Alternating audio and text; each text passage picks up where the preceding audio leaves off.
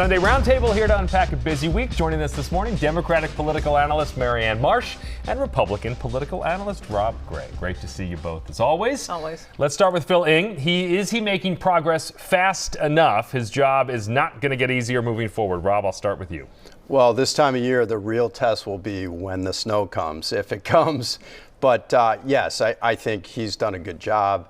The T, I'm not going to say it's turned around, but it's much, much better than it was under, previous governors, both parties, previous GMs appointed by both parties.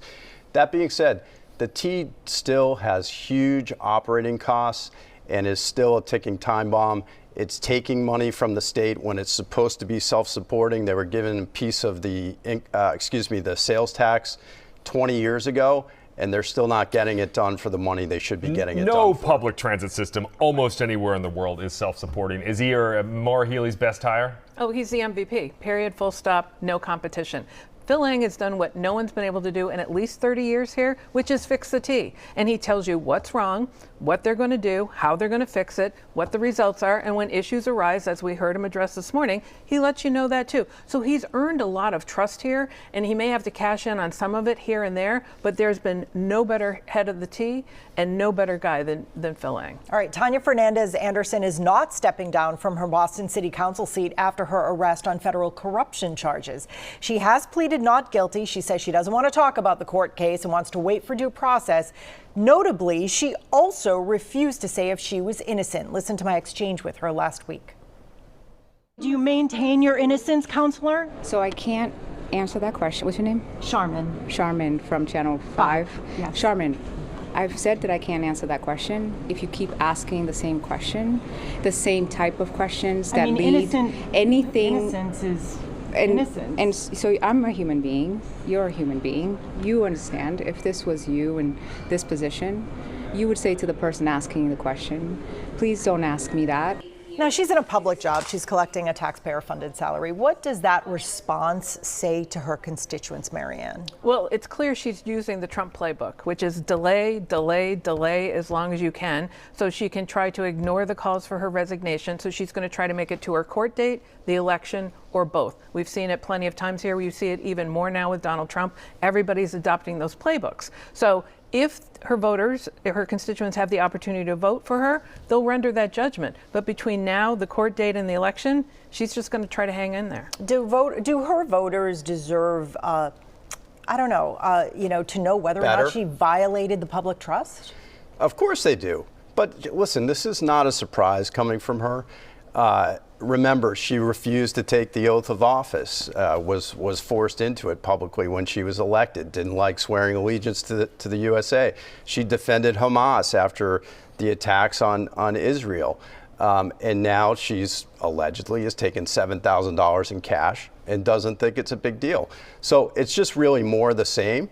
Her constituents need to elect somebody better next time. Now, City Councilor Ed Flynn, he has called for the creation of an ethics committee. He really wants that to happen. What do you think of that? I think it's just a PR move. I mean, I don't think it would do anything. The best ethics committee is the federal judge that the councilor is going to have to face. Do you think PR move or push for accountability? Yeah, I mean, there's the fact that there's no ethics committee nor any mechanism to remove a counselor for cause or anything else tells you everything. Maybe it's because Ed Flynn's trying to run for mayor. In the meantime, Boston Mayor Michelle Wu saw her months-long effort to alter the city's tax code go down in flames in the state Senate last week. A lot of city initiatives die on Beacon Hill. We know that. The mayor wanted a temporary shift in commercial and residential property taxes. She managed to get the Chamber of Commerce on board, but not so much Senator Nick Collins of Southie. So now single-family homeowners are about to see a 10% hike over next year's bill. Who's going to take the hit for that? Wu or State Senator Collins, Rob? They both whiffed. They're both hurt by this. Wu could have cut the budget instead of going for a tax increase. Collins, through his action, has now guaranteed a huge tax increase on his own constituents.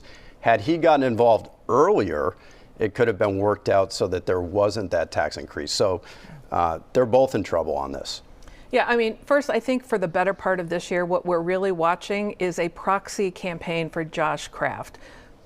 done by surrogates. Running for mayor. Yes. So I think we've seen a lot of that, an effort to try to weaken Michelle Wu before she announces for re-election, and he likely gets into the race as well in the spring. So I think that's what the politics here. Or Ed Flynn.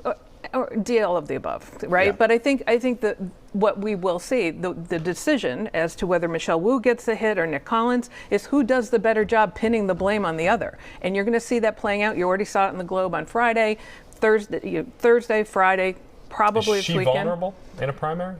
I don't think so. I mean, I haven't seen any polling. She may have lost a few points, but she has been very popular in Boston.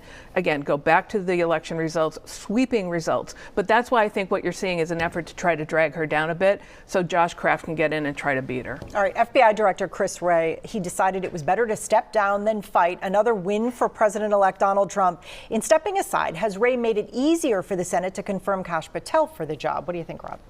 It definitely clears the runway for Patel, because the Senate doesn't have Wray there to say, hey, he should be able to fill out his term.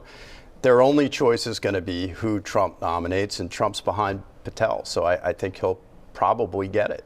Republicans getting the message, Marianne, sort of go along or get primaried? I mean, they might be, but the fact is there hasn't been a hearing yet. None of Kash Patel nor anyone else has even had an FBI check done. Like all the things that senators use to make these decisions haven't even happened yet. So, and the fact is, Patel is unqualified and disqualified himself by having an enemies list that he openly talks about, that he's going to go after all of them and members of the media too. So how can he get that job?